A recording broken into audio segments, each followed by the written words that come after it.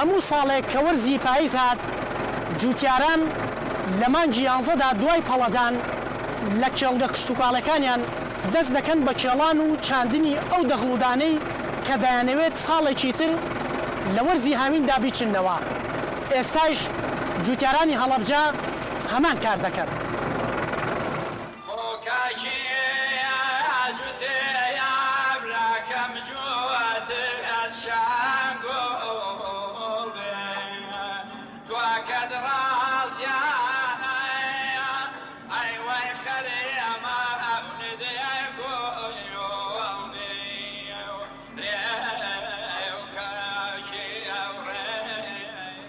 جوتیاران بۆ ئەوەی بەرهەمێکی باشیان هەبێت و زەویەکەیان بەپیتر بێت لە دوای وەرزی دروێنە زەویەکەیان دەکێڵن.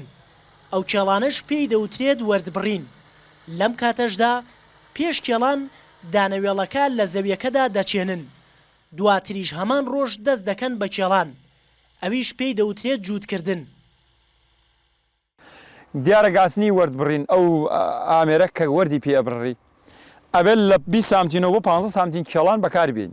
ئەم ئەرزە هەڵە گەڕێتەوە ئەم دیوێکەکەی.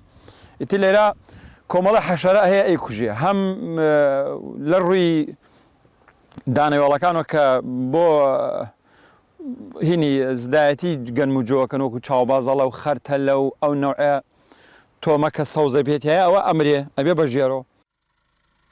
جوتیاران بە تراکتۆرەکانیان و دەست و مەچەکی خۆیان و کوڕووکاڵەکانیان بەردەوامن لە کێڵان بۆ ئەوەی پێش بارانبارین کارەکەیان تەواو بکەن. جووتکردن ماندووی کردوون بۆیە پێش هاتنی نیوەڕۆ کەمێک سکیان تێر دەکەن کە لە کوردەواریدا پێی دەوترێت نانە درۆزنا.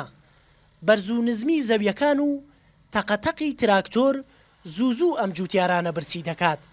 بۆیە ئێمەش لەگەڵ نانی نیوەڕۆ تامێکی ئەو تەماتە و مریشکە سوورەکراوەمان کرد کە بەدار چایەکەشیان پێ ئامادە کرده بوو.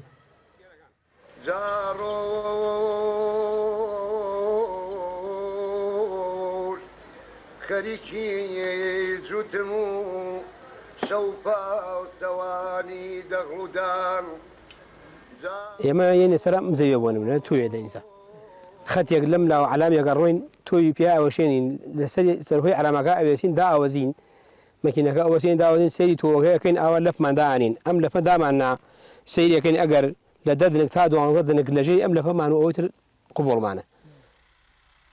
لە هەڵەبجە 116,000 دۆنم زەوی کشتتوکاڵی هەیە.